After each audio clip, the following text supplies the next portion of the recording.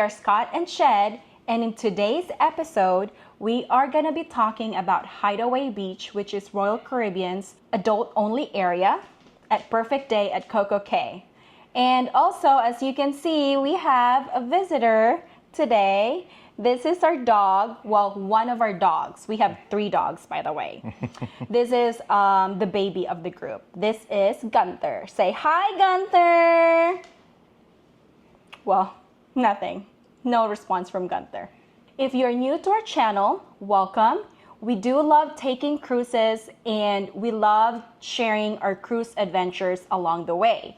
We share some of the best spots, eating spots, some tips and tricks along the way. And if you have been following us, well, welcome back to our channel. To get to Hideaway Beach, as soon as you disembark the cruise ship, you have the option. You have 2 options, by the way. You can either walk on the sidewalk, which is pretty much made up of pebbles and dirt, or you have the option to just take the tram, which we did.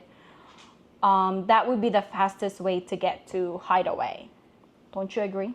Yeah, I mean, if you want to be lazy, and nothing wrong with being lazy, it's your vacation. You want somebody to transport you like a free Uber? Go for it. Yeah. We did it.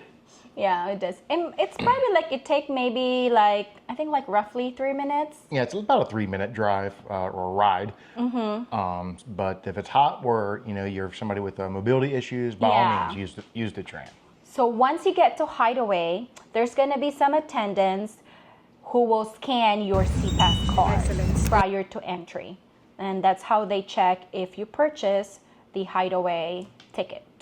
All right, in order to purchase the Hideaway ticket, so to speak, it's not an actual physical ticket.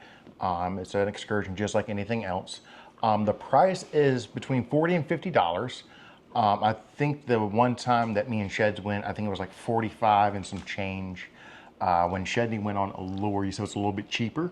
Yes, we actually got 30% discount. So me and my friends paid roughly $38 or I think it's $38. Yeah, so keep in mind you got the dynamic pricing with Royal Caribbean. So just because she paid $38, it's not always going to be $38. No. And because we paid $45 or so, doesn't mean it's always going to be $45. So just keep that in mind. It's a rough, like I said, between $40 and $50.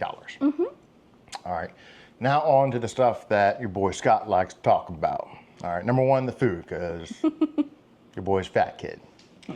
All right, they have most of the usual stuff that you'll see at the snack shacks, like the famous chicken sandwich, burgers with and without cheese, hot dogs, a couple of different things that they have at the food areas is a fish sandwich. Now, I can't remember if they have that on the main or, Gen Pop area, as I call it.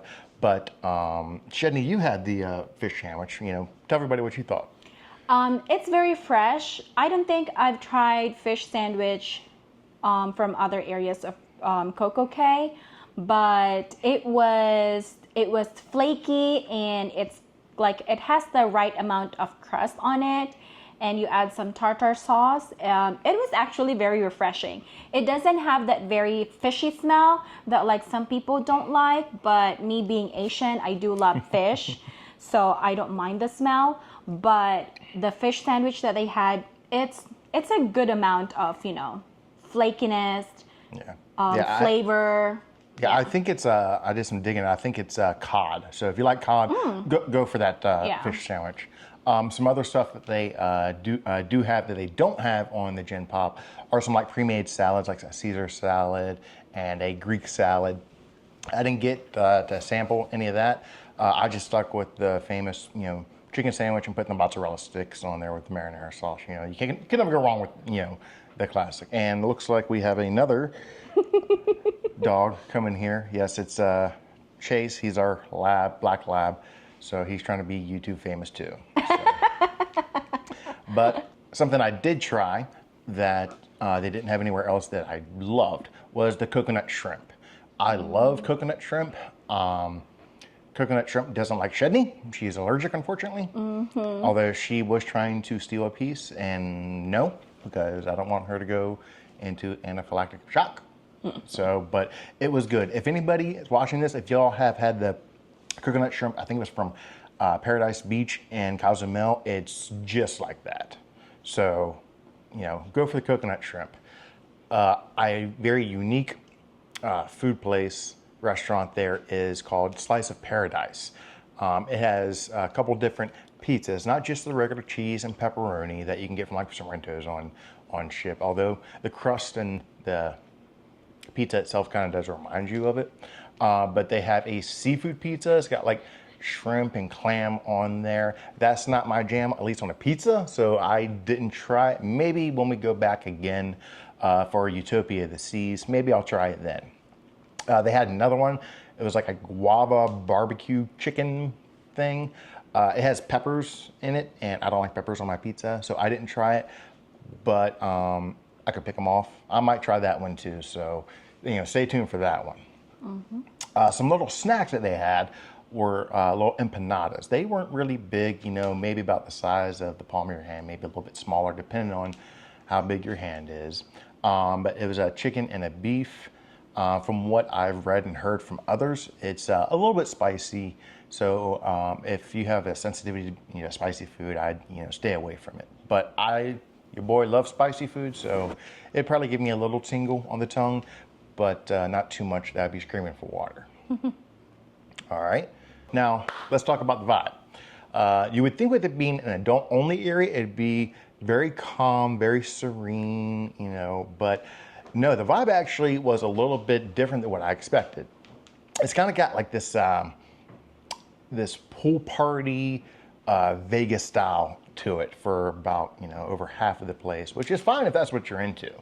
The pool is definitely the party vibe. It's got like a 4-way volleyball net set up in it. We saw some people playing in that when we were looking around at the pool.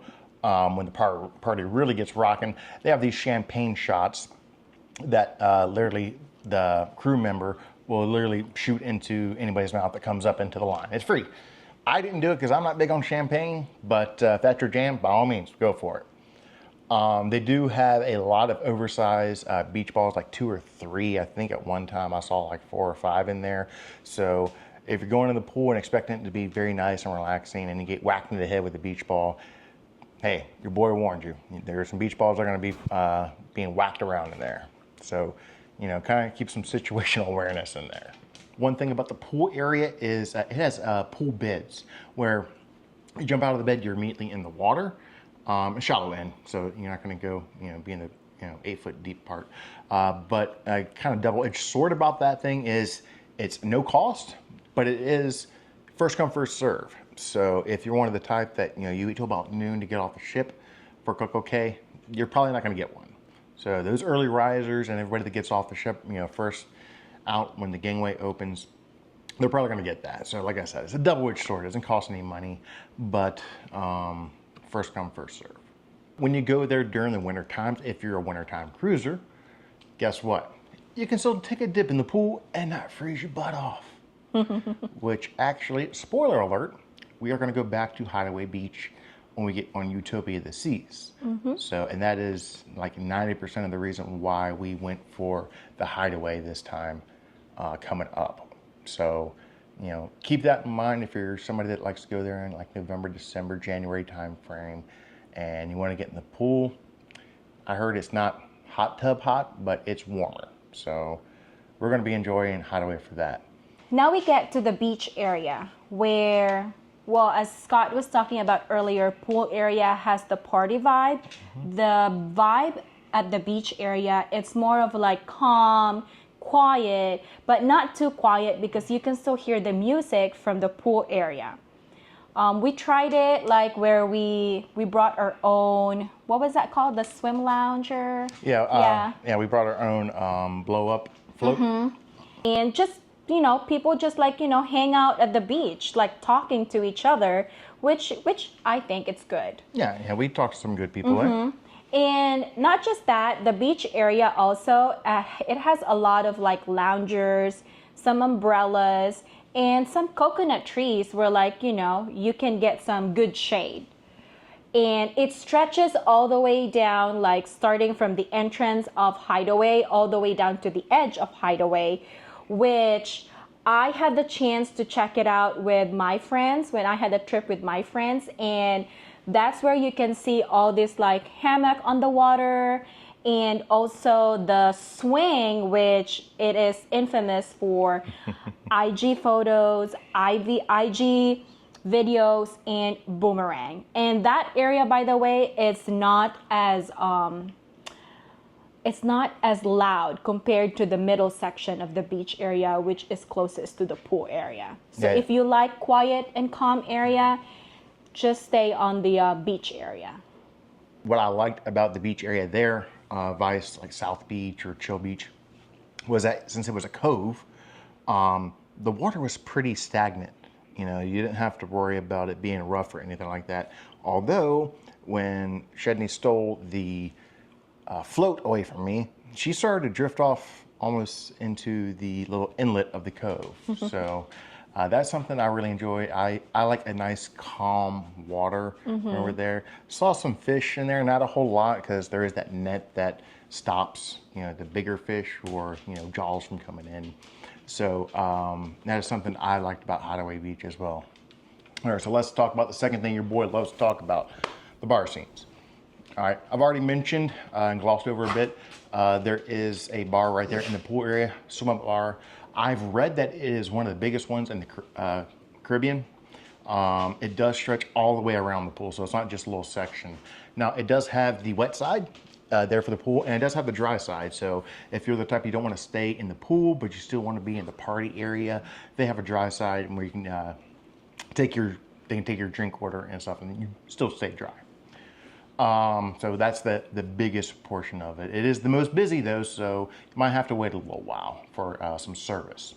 One of the ones that I went to and Shedney did when we went was the flip-flop bar.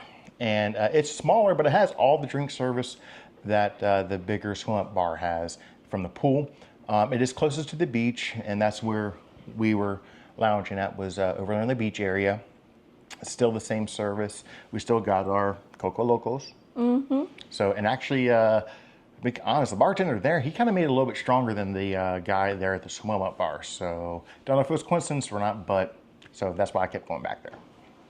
Another bar, it's actually the first bar you see once you come into Hideaway Beach, is called On the Rocks. Now, something interesting about that one is completely dry. They do have a spot that a live band can play. They don't play all the time. So if you want a little more quiet, but you want to be able to sit down and not in a lounger, that might be for you. They do have a pool table there. It is free.